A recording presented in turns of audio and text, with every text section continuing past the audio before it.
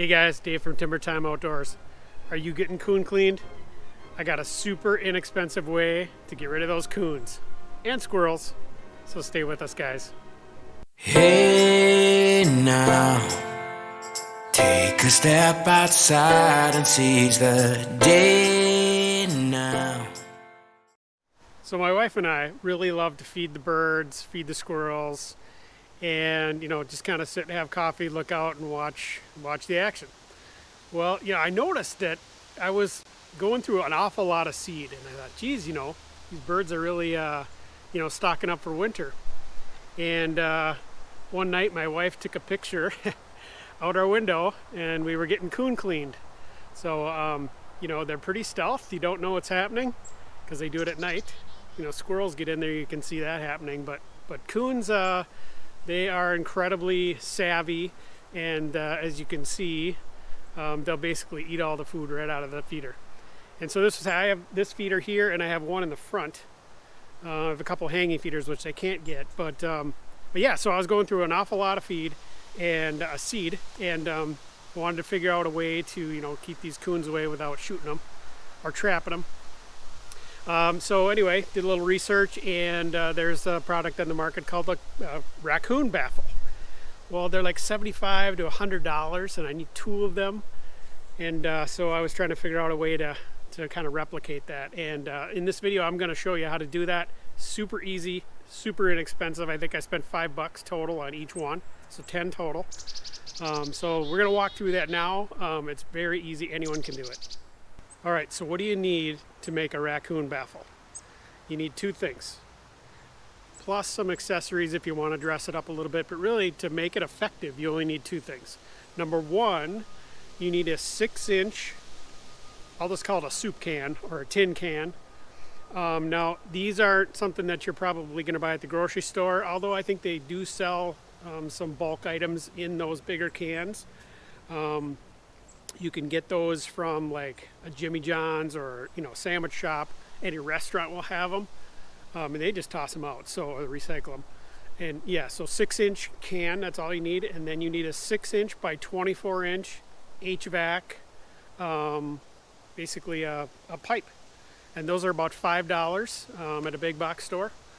And they fit together like peanut butter and jelly. You just slide them together, and that's really all you need.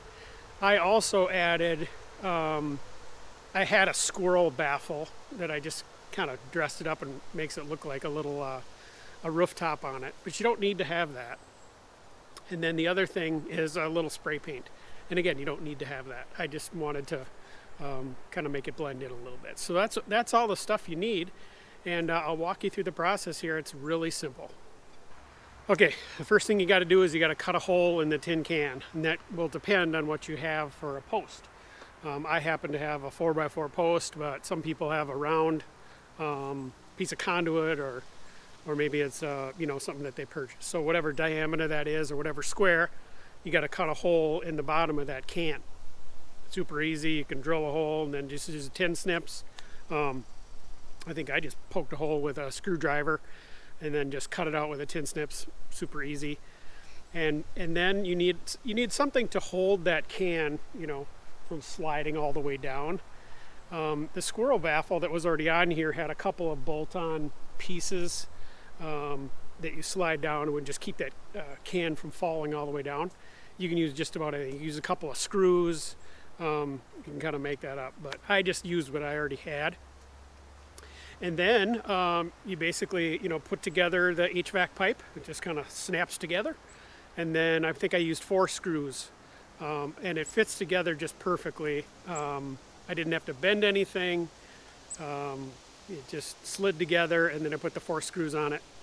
And then I just hung it on there. And then I put the squirrel baffle on top, and I spray painted it. So it was really that easy.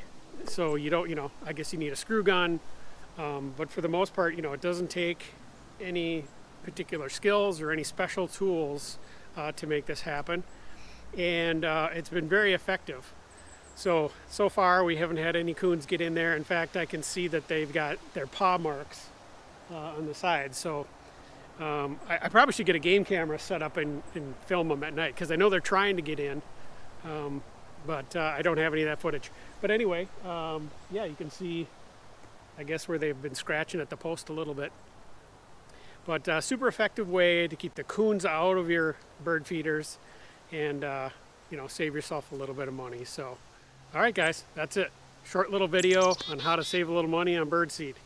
So if you like this kind of video, it's not actually something I normally do on this channel, but I thought, hey, this could be helpful for people of any walk of life. You don't have to like what I do on this channel to enjoy this video or have it be useful. But we do a lot of stuff with firewood. We do stuff with deer hunting, tractors, chainsaws. What else do I do? A little RV stuff. So anyway, if you like that kind of thing, hit that like button, subscribe, send it to your friends. You guys know what to do. And remember, everybody, keep it in the timber. Bye-bye.